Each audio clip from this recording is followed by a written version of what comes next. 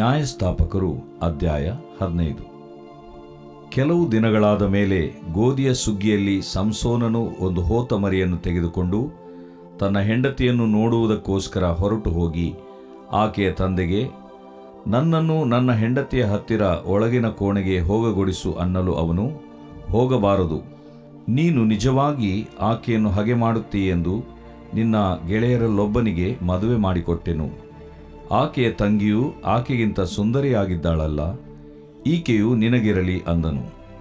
ಆಗ ಸಂಸೋನನು, ಈ ಸಾರಿ ನಾನು ಫಿಲಿಷ್ಟಿಯರಿಗೆ ಕೇಡು ಮಾಡುವುದಾದರೆ ತಪ್ಪು ನನ್ನದಲ್ಲ ಎಂದಂದುಕೊಂಡು ಹೋಗಿ 300 ನರಿಗಳನ್ನು ಹಿಡಿದು ಬಾಲಕ್ಕೆ ಬಾಲವನ್ನು ಸೇರಿಸಿ ಕಟ್ಟಿ ಅವುಗಳ ನಡುವೆ ಒಂದೊಂದು ಪಂಜನ್ನು ಸಿಕ್ಕಿಸಿ ಪಂಜುಗಳಿಗೆ ಬೆಂಕಿ ಹೊತ್ತಿಸಿ ಆ ನರಿಗಳನ್ನು ಫಿಲಿಷ್ಟಿಯರ ಪೈರುಗಳಲ್ಲಿ ಬಿಟ್ಟು ಅವರ ತೆನೆಗೂಡುಗಳನ್ನೂ ಇನ್ನೂ ಕೊಯ್ಯದೆ ಇದ್ದ ಪೈರುಗಳನ್ನೂ ಎಣ್ಣೆಯ ಮರಗಳ ತೋಟಗಳನ್ನೂ ಸುಟ್ಟು ಬಿಟ್ಟನು.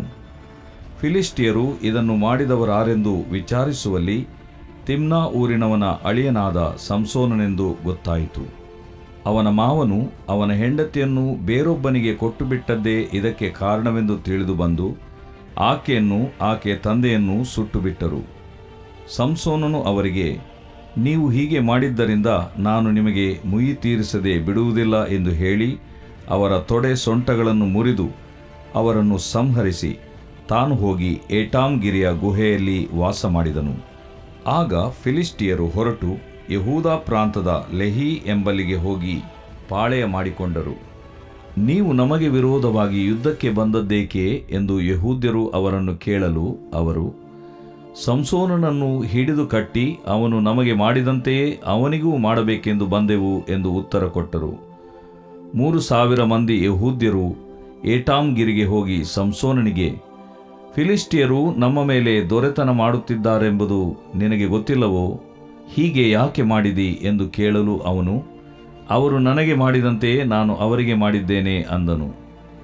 ಅವರು, ನಾವು ನಿನ್ನನ್ನು ಕಟ್ಟಿ ಫಿಲಿಷ್ಟಿಯರ ಕೈಗೆ ಒಪ್ಪಿಸಬೇಕೆಂದು ಬಂದಿದ್ದೇವೆ ಅನ್ನಲು ಸಂಸೋನನು, ಹಾಗಾದರೆ ನೀವು ನನ್ನನ್ನು ಕೊಲ್ಲುವುದಿಲ್ಲವೆಂದು ಆಣೆ ಮಾಡಿರಿ ಎಂದನು. ಅದಕ್ಕೆ ಅವರು, ನಾವು ಸತ್ಯವಾಗಿ ನಿನ್ನನ್ನು ಕೊಲ್ಲುವುದಿಲ್ಲ, ನಿನ್ನನ್ನು ಕಟ್ಟಿ ಫಿಲಿಷ್ಟಿಯರ ಕೈಗೆ ಒಪ್ಪಿಸುತ್ತೇವೆ ಎಂದು ಹೇಳಿ ಅವನನ್ನು 2 ಹೊಸ ಹಗ್ಗಗಳಿಂದ ಕಟ್ಟಿ ಗಿರಿಯಿಂದ ತಂದರು.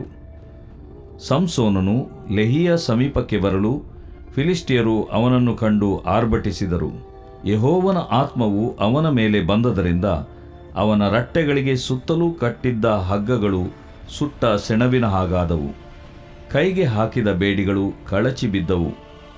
ಅಲ್ಲಿ ಒಂದು ಕತ್ತೆಯ ದವಡೇ ಎಲುಬು ಬಿದ್ದಿತ್ತು, ಅದು ಇನ್ನೂ ಹಸಿ ಇತ್ತು. ಅವನು ಅದನ್ನು ತೆಗೆದುಕೊಂಡು ಅದರಿಂದ 1000 ಜನರನ್ನು ಹತಿಸಿಬಿಟ್ಟು, ಕತ್ತೆಯ ದವಡೇ ಎಲುಬಿನಿಂದ 1000 ಜನರನ್ನು ವಧಿಸಿದೆನು, ಕತ್ತೆಯ ದವಡೇ ಎಲುಬಿನಿಂದ ಹೆಣಗಳನ್ನು ರಾಶಿ ರಾಶಿಯಾಗಿ ಬೀಳಿಸಿದೆನು ಎಂದು ಹೇಳಿ ತನ್ನ ಕೈಯಲ್ಲಿದ್ದ ಎಲುಬನ್ನು ಬಿಸಾಡಿದನು. ಆ ಸ್ಥಳಕ್ಕೆ ರಾಮತ್ ಲೆಹಿ ಎಂದು ಹೆಸರಾಯಿತು. ಮತ್ತು ಅವನು ಬಹಳ ದಾಹವುಳ್ಳವನಾಗಿ ಯೆಹೋವನಿಗೆ, ನೀನು ನಿನ್ನ ಸೇವಕನ ಮೂಲಕವಾಗಿ ಈ ಮಹಾಜಯವನ್ನುಂಟು ಮಾಡಿದ ಮೇಲೆ ನಾನು ದಾಹದಿಂದ ಸತ್ತು ಸುನ್ನತಿ ಇಲ್ಲದವರ ಕೈಯಲ್ಲಿ ಬೀಳಬೇಕೋ ಎಂದು ಮೊರೆಯಿಡಲು ಆತನು ಲೆಹಿಯಲ್ಲಿ ಒರಳ ಬಂಡೆಯನ್ನು ಸೀಳಿ ಅದರೊಳಗಿಂದ ನೀರು ಬರುವಂತೆ ಮಾಡಲು ಅವನು ಕುಡಿದು ಪುನಃ ಚೈತನ್ಯ ಹೊಂದಿದನು. ಆದದರಿಂದ ಅದಕ್ಕೆ ಏನ್ ಹಕ್ಕೋರೆ ಎಂದು ಹೆಸರಾಯಿತು. ಅದು ಇಂದಿನವರೆಗೂ ಲೆಹಿಯಲ್ಲಿರುತ್ತದೆ. ಫಿಲಿಷ್ಟಿಯರ ಪ್ರಾಬಲ್ಯದಲ್ಲಿ ಸಂಸೋನನು ಇಸ್ರಾಯೇಲ್ಯರನ್ನು 20 ವರ್ಷಗಳವರೆಗೆ ಪಾಲಿಸಿದನು. ದೇವರು ಪ್ರೀತಿಸುವ ಪ್ರೀತಿಯ ಬಿಗ್ ಜೆ ಟಿವಿ ಪ್ರಿಯ ವೀಕ್ಷಕರಿಗೆ ನಮ್ಮ ಕರ್ತನಾದ ಯೇಸು ಕ್ರಿಸ್ತನ ಹೆಸರಿನಲ್ಲಿ ನಿಮ್ಮನ್ನು ವಂದಿಸಿ ಸ್ವಾಗತ ಬಯಸುತ್ತಿದ್ದೇವೆ. ಬನ್ನಿರಿ, ಎಂದು ನಾವು ಒಟ್ಟಾಗಿ ದೇವರ ಅಮೂಲ್ಯವಾದ ವಾಕ್ಯವನ್ನು ಅಧ್ಯಯನ ಮಾಡಿಕೊಳ್ಳೋಣ. ಇಂದಿನ ನಮ್ಮ ಅಧ್ಯಯನ ನ್ಯಾಯಸ್ಥಾಪಕರ ಗ್ರಂಥ 15ನೇ ಅಧ್ಯಾಯ. The book of judges chapter 15. 14ನೇ ಅಧ್ಯಾಯದಲ್ಲಿ ಸಂಸೋನನ ಬಗ್ಗೆ ನಾವು ನೋಡ್ತಿದ್ದೇವೆ. ಯಾಕಂತ ಹೇಳಿದ್ರೆ ಸಂಸೋನನು ಹೌದು ಹುಡುಗನಾಗಿ ದೇವರ ಆಶೀರ್ವಾದ ಹೊಂದಿದವನಾಗಿ, ದೇವದೂತನು ಹೇಳಿದ ಹಾಗೆಯೇ ಆ ದೇವರ ಆಶೀರ್ವಾದ ಅವನ ಮೇಲೆ ಇತ್ತು. ದೇವರ ವಾಕ್ಯ ಸ್ಪಷ್ಟವಾಗಿ ಹೇಳ್ತದೆ 13ನೇ ಅಧ್ಯಾಯ ಮತ್ತು 24ನೇ ವಚನದಲ್ಲಿ, ಯೆಹೋವನ ಆಶೀರ್ವಾದವು ಅವನ ಮೇಲೆ ಇತ್ತು. ಸುಮಾರು 40, 50, 60 ಲಕ್ಷ ವಿಶ್ವಾಸಿಗಳು, ಆದರೆ ಒಬ್ಬನ ಮೇಲೆ ಮಾತ್ರ ಯೆಹೋವನ ಆಶೀರ್ವಾದವು ಇತ್ತು, ಅವನ ಮೇಲಿತ್ತು ಎಂಬುದಾಗಿ ಹೇಳಲಾದ ವ್ಯಕ್ತಿ ಸಂಸೋನನೇ. ಸಂಸೋನನಂದರೆ ಸೂರ್ಯ ಬೆಳಕು, ಸನ್ಲೈಟ್ ಎಂಬುದಾಗಿ. ಇಷ್ಟೊಂದು ಲಕ್ಷಾಂತರ ಜನರಲ್ಲಿ ಒಬ್ಬನ ಮೇಲೆ ಮಾತ್ರ ದೇವರ ಆಶೀರ್ವಾದ ಇತ್ತು. ಆಶ್ಚರ್ಯವಲ್ಲವೇ? ಇಡೀ ಲೋಕ ಅವಿಶ್ವಾಸಿಗಳು, ಅವರ ನಡುವೆ ಸುಮಾರು 40-50 ಲಕ್ಷ ಜನರು ವಿಶ್ವಾಸಿಗಳು. ಅವರಲ್ಲಿ ಒಬ್ಬನ ಮೇಲೆ ಮಾತ್ರ ದೇವರ ಆಶೀರ್ವಾದ ಇತ್ತು, ಅವನ ಮೇಲಿತ್ತು ಎಂಬುದಾಗಿ ಹೇಳಲಾಗಿದೆ. ಮತ್ತು ಅವನ ಮೇಲೆ ಮಾತ್ರ ದೇವರ ಆತ್ಮನು ಬಂದನು, ಅಥವಾ ದೇವರಾತ್ಮವು ಅಥವಾ ಯೆಹೋವನ ಆತ್ಮವು ಸಂಸೋನನನ್ನು ಮಾತ್ರ ಪ್ರೇರೇಪಿಸಿತು ಎಂಬುದಾಗಿ. ಅವನ ಹಿಂದೆ ಜನರಿದ್ದರು, ಅವನ ನಂತರ ಕೂಡ ಆ ದೇವಜನರು ಇದ್ದರು. ಆದರೆ ಅವನ ಕಾಲದಲ್ಲಿ ಅವನು ಎದ್ದು ನಿಂತ ವ್ಯಕ್ತಿಯಾಗಿದ್ದನು, ಅನುಪಮನಾದ ವ್ಯಕ್ತಿಯಾಗಿದ್ದನು, ಅಭಿಷಿಕ್ತನಾದ ವ್ಯಕ್ತಿಯಾಗಿದ್ದನು ಈ ಸಂಸೋನನು. ಹೌದು, ದೇವರ ಪ್ರೇರಣೆಯಿಂದ ದೇವರಾತ್ಮನು ಅವನ ಮೇಲೆ ಬಂದದ್ದರಿಂದ ಸಿಂಹವನ್ನು ಕೂಡ ಅವನು ಸೀಳಿ ಹಾಕ್ತಾನೆ. ಸಿಂಹ ಇವನನ್ನು ಸೀಳಿ ಹಾಕಲಿಲ್ಲ, ಇವನು ಸಿಂಹವನ್ನು ಸೀಳಿ ಹಾಕಿದನು. ಅದನ್ನು ಯಾರಿಗೂ ಹೇಳಲಿಲ್ಲ. ಯಾಕಂದರೆ ಕೆಲವು ಸಾರಿ ಏನಾದರೂ ಒಂದು ಸಾಹಸ ಕಾರ್ಯ ನಾವು ಮಾಡಿಬಿಟ್ರೆ ಅದನ್ನು ಎಲ್ಲರಿಗೂ ಹೇಳಬೇಕಂತ ಒಂದು ಪ್ರೇರಣೆ, ಶೋಧನೆ ನಮಗಾಗೋದುಂಟು. ಅದರಲ್ಲಿ ಹೆಚ್ಚಾಗಿ ದೇವರ ಸೇವೆಯನ್ನು ಮಾಡ್ತಾ ಇರುವಂಥವರಿಗೆ ಅಂಥ ಒಂದು ಶೋಧನೆ ಆದಾಗ ಅದನ್ನು ಹೇಳ್ಕೊಡ್ಲಿಕ್ಕೆ ಅವಕಾಶ ಕೂಡ, ಪುಲ್ಪಿಟ್ ಕೂಡ, ಮಾಧ್ಯಮ ಕೂಡ ಅವರಿಗೆ ಲಭ್ಯವಿರ್ತದೆ. ಆದರೆ ಸಂಸೋನನು ಅಂಥ ಒಂದು ಸಿಂಹವನ್ನು ಸೀಳಿ ಹಾಕಿಬಿಡ್ತಾನೆ. ಯಾರಿಗೂ ಹೇಳಲಿಲ್ಲ, ತಂದೆ ತಾಯಿಗಳಿಗೂ ಕೂಡ ಹೇಳಲಿಲ್ಲ. ಅದಾದ ನಂತರ ಅವನು ಹೆಣ್ಣನ್ನು ನೋಡಲಿಕ್ಕೆ ಫಿಲಿಷ್ಟಿಯರ ಕಡೆಗೆ ಹೋದಾಗ ನಡೆದಂಥ ಘಟನೆ ಏನಂತ ಹೇಳಿದ್ರೆ, ಒಂದು ಒಗಟನ್ನು ಹೇಳ್ತಾನೆ. ಒಗಟಿನ ಅರ್ಥವನ್ನು, ಅದು ಯವನಸ್ಥರ ಪದ್ಧತಿ ಆ ದಿವಸಗಳಲ್ಲಿ ಆಗಿತ್ತು. ಆದ ಕಾರಣ ಸಂಸೋನನು ಮತ್ತು ಅವನ ತಂದೆ ತಾಯಿಗಳು ಇದ್ದಾರೆ ಮತ್ತು ಎದುರುಗಡೆ 30 ಯವನಸ್ಥರು. ಅವರಿಗೆ ಒಗಟನ್ನು ಹೇಳಿದಾಗ ಒಗಟಿನ ಅರ್ಥವನ್ನು ಅವರು ಬಿಚ್ಚಿ ಹೇಳಲಿಕ್ಕಾಗಲಿಲ್ಲ. 7 ದಿವಸಗಳು, 7 days, 7 ದಿವಸಗಳು ಔತಣ ಇರ್ತಿತ್ತು ಅವ್ರ ಪದ್ಧತಿಯ ಪ್ರಕಾರ. 7ನೇ ದಿವಸ 3 ದಿವಸ ಆದರೂ ಹೇಳಲಿಕ್ಕಾಗಲಿಲ್ಲ. 7ನೇ ದಿವಸ ಕಡೆಗೆ 7ನೇ ದಿನದಲ್ಲಿ ಏನು ಮಾಡಿಬಿಡ್ತಾರೆ, ಅವರು ಸಂಸೋನ್ನ ಹತ್ರ, ಹೆಂಡತಿ ಹತ್ರ, ಅಂದರೆ ಮದುವೆಗೆ ನಿಶ್ಚಯವಾದಂಥ ಆಕೆ ಹತ್ರ ಬಂದು, ಹೆಂಡತಿನೇ ಆಕೆ ಹತ್ರ ಬಂದುಬಿಟ್ಟು ಹೇಳ್ತಾರೆ, ನಿನ್ನ ಗಂಡನು ಆ ಒಗಟಿನ ಅರ್ಥ ಹೇಳುವಂತೆ ನೀನು ಅವನನ್ನು ಕೇಳ್ಕೊ, ಇಲ್ದಿದ್ರೆ ನಿನ್ನನ್ನು ನಿನ್ನ ತಂದೆ ಮನೆಯವ್ರನ್ನ ಸುಟ್ಟುಬಿಡ್ತೇವೆ ಅಂತ ಹೇಳ್ತಾರೆ. ಅಷ್ಟು ಸೀರಿಯಸ್ ಅದು, ಅಷ್ಟು ಗಂಭೀರವಾದದ್ದು. ಅದೊಂದು ಪ್ರೆಸ್ಟೀಜ್ ಇಶ್ಯೂ ಆಗಿತ್ತು. ಯಾಕಂದರೆ ಈಗ 30 ಯವನಸ್ಥರು ಅದನ್ನು ಹೇಳಲಿಲ್ಲ ಅಂದರೆ 40 ವರ್ಷ ಆಳ್ವಿಕೆ ಮಾಡ್ತಾ ಇದ್ದಾರೆ ಫಿಲಿಸ್ಟಿಯರು.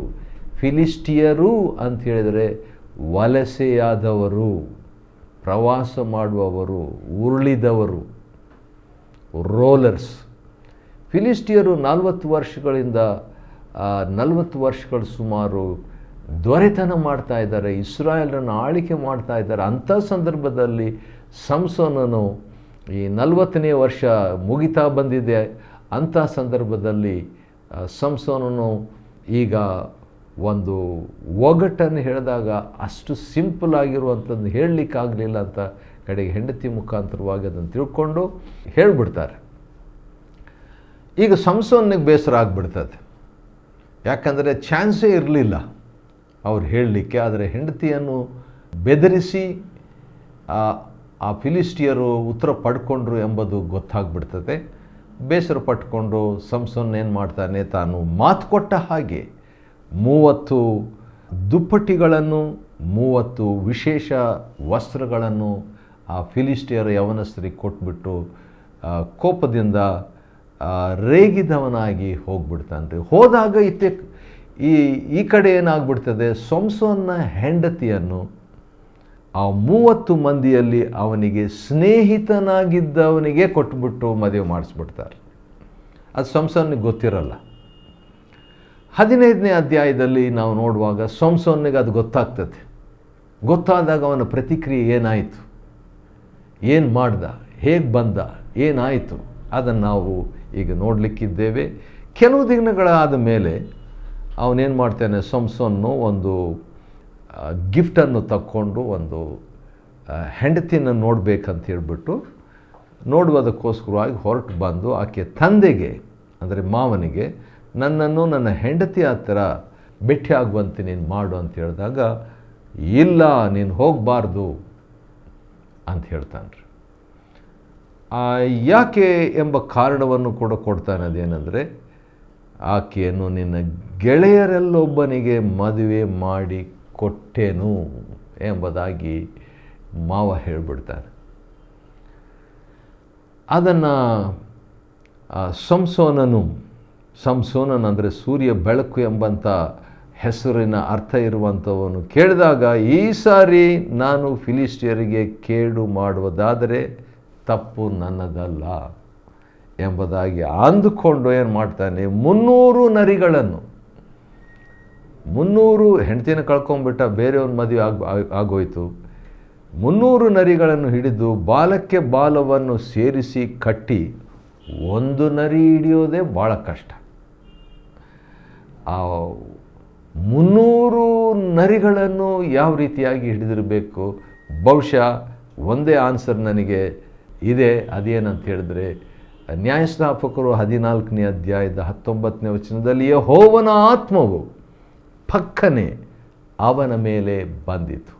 ಇದು ಈಗಾಗಲೇ 14:4 ಒಂದು ಸಾರಿ, 14:6ನೇ ವಚನದಲ್ಲಿ ಇನ್ನೊಂದು ಸಾರಿ, 14ನೇ ಅಧ್ಯಾಯ 19ನೇ ವಚನದಲ್ಲಿ ನ್ಯಾಯಸ್ಥಾಪಕರ ಪುಸ್ತಕ ಇವೆಲ್ಲ ಅವನ ಮೇಲೆ ದೇವರ ಆತ್ಮನ ಒಂದು ಶಕ್ತಿ, ದೇವರ ಆತ್ಮನ ಆವರಿಸುವಿಕೆ ಅವನ ಮೇಲೆ ಅಥವಾ ದೇವರಾತ್ಮನ ಹೊದಿಕೆ ಅವನ ಮೇಲೆ ಬಂದದ್ದರಿಂದ ಅವನು 300 ನರಿಗಳನ್ನು ಹಿಡಿದು ಬಾಲಕ್ಕೆ ಬಾಲವನ್ನು ಸೇರಿಸಿ ಕಟ್ಟಿ ಅವುಗಳ ನಡುವೆ ಒಂದೊಂದು ಪಂಜವನ್ನು ಸಿಕ್ಕಿಸಿ ಪಂಜುಗಳಿಗೆ ಬೆಂಕಿ ಹೊತ್ತಿಸಿದಾಗ ಏನಾಯಿತು, ಹೊಲೆಲ್ಲ ಸುಟ್ಟು ಹೋಗ್ಬಿಡ್ತು.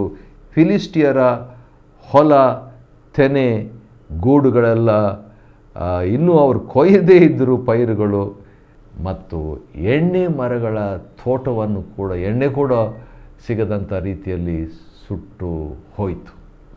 ಫಿಲಿಸ್ಟಿಯರು ಇದನ್ನು ಮಾಡಿದವರು ಯಾರು ಅಂತ ಹೇಳ್ಬಿಟ್ಟು ಈಗ ವಿಚಾರಿಸ್ತಾರೆ. ಎನ್ಕ್ವೈರಿ ಸ್ಟಾರ್ಟ್ ಆಯಿತು. ಇದನ್ನು ಯಾರು ಮಾಡಿದವರು ಅಂತ ವಿಚಾರಿಸ್ತಾ ಇದ್ದಾಗ ತಿಮ್ನಾ ಊರಿನ ಅಳಿಯನಾದ ಸಂಸೋನನು, ಹೌದು, ಹೆಂಡತಿಯನ್ನು ಬೇರೆಯವರಿಗೆ ಕೊಟ್ಬಿಟ್ಟಿದ್ದ ಮಾವ, ಸೇಡು ತೀರಿಸ್ಕೊಳ್ಳೋದಕ್ಕೋ ಏನೋ ಒಟ್ಟು, ಆದರೆ ಅಳಿಯ ಅಂತ ಹೇಳಿಬಿಟ್ಟು ಹೆಸರಂತೂ ಇವನಿಗೆ ಬಂದುಬಿಡ್ತು. ಫಿಲಿಸ್ಟಿಯರ ಅಂದರೆ ತಿಮ್ನಾ ಊರಿನ ಅಳಿಯನಾದ ಸಂಸೋನ್ ಅಂತ ಗೊತ್ತಾಯಿತು. ಅವನ ಮಾವನು ಅವನ ಹೆಂಡತಿಯನ್ನು ಬೇರೊಬ್ಬನಿಗೆ ಕೊಟ್ಟು ಬಿಟ್ಟದ್ದೇ ಇದಕ್ಕೆ ಕಾರಣ ಅಂತಲೂ ಅವ್ರಿಗೆ ಗೊತ್ತಾಗ್ಬಿಡ್ತು. ಈಗೇನು ಮಾಡ್ತಾರೆ, ತಿಳಿದು ಫಿಲಿಸ್ಟಿಯರು ಬಂದು ಏನು ಮಾಡ್ತಾರೆ, ಅವರು ತಿಳಿದು ಬಂದು ಆಕೆಯನ್ನು ಆಕೆಯ ತಂದೆಯನ್ನು ಸುಟ್ಟು ಬಿಟ್ಟರು. ಭಾಳ ದುಃಖ ಅಲ್ವಾ? ಈಗಾಗಲೇ ಹೆಂಡತಿಯನ್ನು, ಸಂಸೋನ್ನ ಹೆಂಡತಿಯನ್ನು ಕಳ್ಕೊಂಡ್ಬಿಟ್ಟಿದ್ದ, ಆದರೆ ಬದುಕಿದ್ದಳು, ಬೇರೆಯವರ ಸೊತ್ತಾಗಿದ್ದಳು. ಈಗ ಫಿಲಿಸ್ಟಿಯರು ಏನು ಮಾಡ್ತಾರೆ, ಅವನ ಸೊತ್ತಾಗಿದ್ದಂಥ ಬೇರೆಯವರಿಗೆ ಕೊಡಲ್ಪಟ್ಟಿದ್ದಂಥ ಆಕೆಯನ್ನು, ಅವನ ತಂದೆಯನ್ನು ಸುಟ್ಟುಬಿಟ್ಟಿದ್ದಾರೆ ಎಂಬುದಾಗಿ ಕೇಳಿದಾಗ ಸಂಸೋನನು ಅವರಿಗೆ ಏನು ಹೇಳ್ತಾನೆ, ನೀವು ಹೀಗೆ ಮಾಡಿದ್ದರಿಂದ ನಾನು ನಿಮಗೆ ಮುಯಿ ತೀರಿಸದೇ ಬಿಡೋದಿಲ್ಲ ಅಂತ ಹೇಳ್ಬಿಟ್ಟು ಅವರನ್ನು ಕೂಡ ಅವನು ಸಂಹರಿಸಿಬಿಡ್ತಾನೆ. ಆನಂತರ ಒಂದು ಕಡೆ ಗುಹೆಯಲ್ಲಿ ಹೋಗಿ ಕೂತ್ಕೊಂಡ್ಬಿಡ್ತಾನೆ. ಫಿಲಿಸ್ಟಿಯರು ಈಗೇನು ಮಾಡ್ತಾರೆ, ಯುದ್ಧಕ್ಕೆ ಬರ್ತಾರೆ. ಎಲ್ಲಿ ಯುದ್ಧಕ್ಕೆ ಬರ್ತಾರೆ? ಲೆಹಿ ಎಂಬ ಊರಿನ ಕಡೆಗೆ ಒಂದು ಸ್ಥಳದಲ್ಲಿ ಯುದ್ಧಕ್ಕೆ ಬರ್ತಾರೆ. ನ್ಯಾಯಸ್ಥಾಪಕರು 15:9 ಇದು ದಾಖಲೆಯಾಗಿದೆ. ಲೆಹಿ ಅಂತ ಹೇಳಿದ್ರೆ ದವಡೆ ಎಂಬಂಥ ಸ್ಥಳಕ್ಕೆ ಬಂದು ಅಲ್ಲಿ ಯುದ್ಧಕ್ಕೆ ಬರ್ತಾರೆ. ಯುದ್ಧಕ್ಕೆ ಬಂದಾಗ ಯುದ್ಧಕ್ಕೆ ಫಿಲಿಸ್ಟಿಯರು ಬಂತಾರೆ. 40 ವರ್ಷ ಆಳ್ವಿಕೆ ಮಾಡಿರ್ತಾರೆ ಇವರು.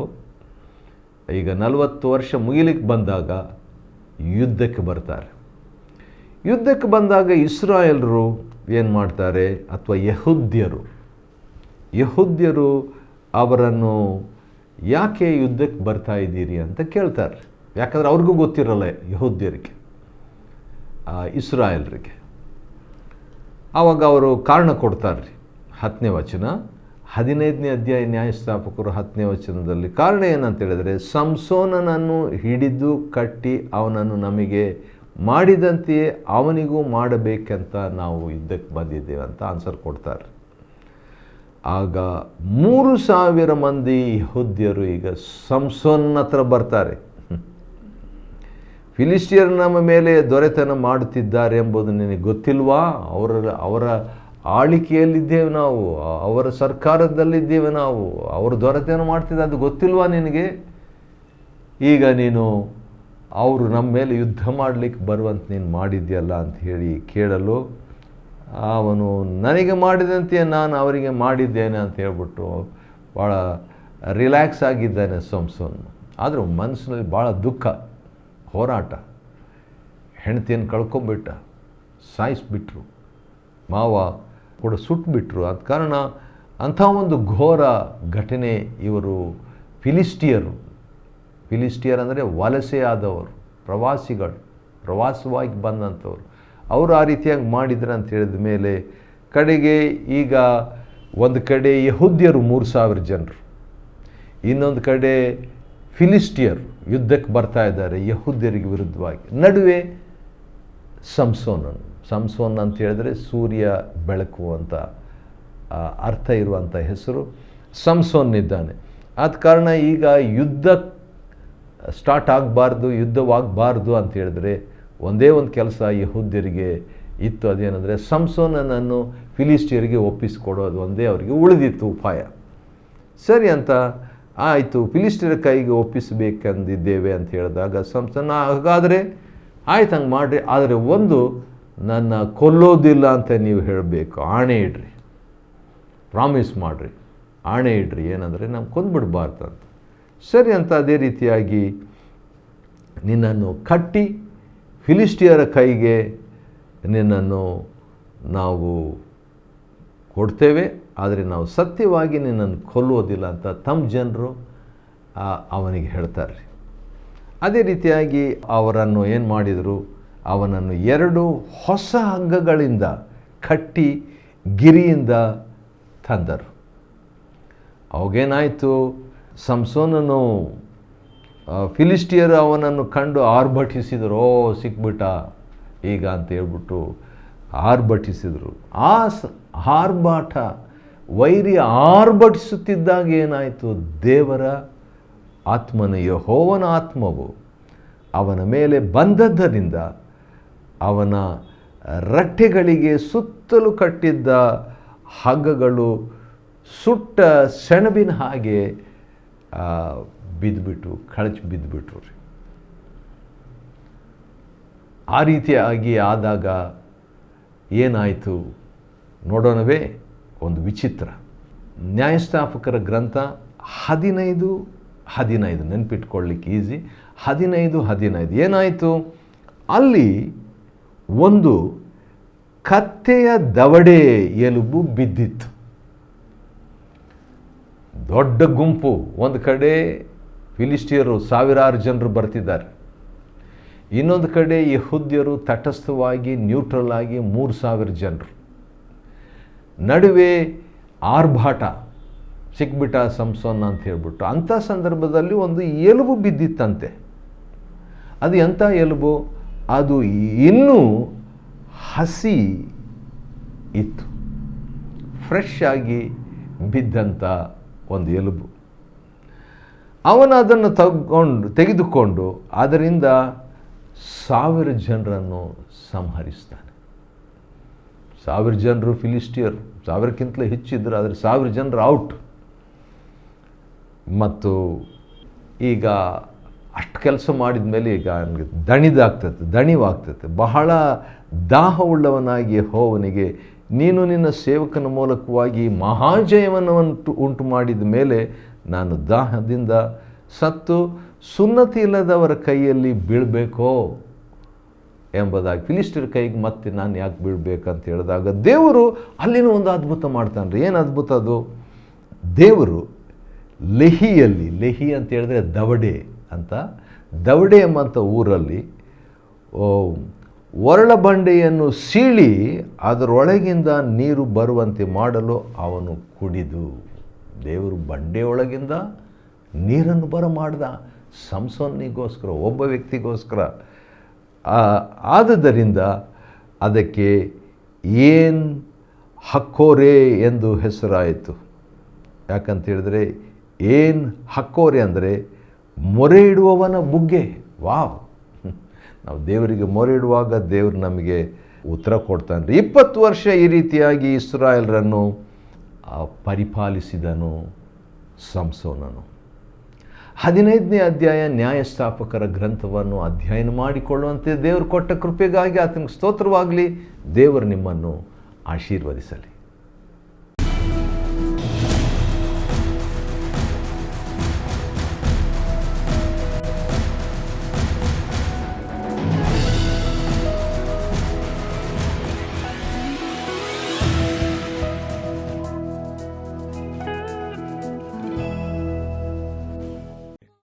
Chapter 15. But it came to pass within a while after, in the time of wheat harvest, that Samson visited his wife with a kid, and he said, I will go in to my wife into the chamber. But her father would not suffer him to go in. And her father said, I verily thought that thou hadst utterly hated her. Therefore I gave her to thy companion. Is not her younger sister fairer than she? Take her, I pray thee, instead of her. And Samson said concerning them, Now shall I be more blameless than the Philistines, though I do them a displeasure. And Samson went and caught 300 foxes, and took firebrands, and turned tail to tail, and put a firebrand in the midst between 2 tails. And when he had set the brands on fire, he let them go into the standing corn of the Philistines, and burned up both the shocks, and also the standing corn, with the vineyards and olives. Then the Philistines said, Who hath done this? And they answered, Samson, the son-in-law of the Timnite, because he had taken his wife and given her to his companion. And the Philistines came up and burnt her and her father with fire. And Samson said unto them, Though ye have done this, yet will I be avenged of you, and after that I will cease. And he smote them hip and thigh with a great slaughter, and he went down and dwelt in the top of the rock Etam. Then the Philistines went up and pitched in Judah, and spread themselves in Lehi. And the men of Judah said, Why are ye come up against us? And they answered, To bind Samson are we come up, to do to him as he hath done to us. Then 3,000 men of Judah went to the top of the rock Etam, and said to Samson, Knowest thou not that the Philistines are rulers over us? What is this that thou hast done unto us? And he said unto them, As they did unto me, so have I done unto them. And they said unto him, We are come down to bind thee, that we may deliver thee into the hand of the Philistines. And Samson said unto them, Swear unto me that ye will not fall upon me yourselves. And they spake unto him, saying, No, but we will bind thee fast, and deliver thee into their hand. But surely we will not kill thee. And they bound him with 2 new cords, and brought him up from the rock. And when he came unto Lehi, the Philistines shouted against him, and the Spirit of the Lord came mightily upon him, and the cords that were upon his arms became as flax that was burnt with fire, and his bands loosed from off his hands. And he found a new jawbone of an ass, and put forth his hand, and took it, and slew 1,000 men therewith. And Samson said, With the jawbone of an ass, heaps upon heaps, with the jaw of an ass, have I slain 1,000 men.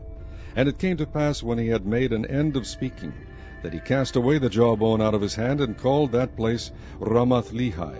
And he was sore athirst, and called on the Lord, and said, Thou hast given this great deliverance into the hand of thy servant, and now shall I die for thirst, and fall into the hand of the uncircumcised? But God clave an hollow place that was in the jaw, and there came water thereout, and when he had drunk, his spirit came again, and he revived. Wherefore he called the name thereof En-hakkore, which is in Lehi unto this day. And he judged Israel in the days of the Philistines 20 years.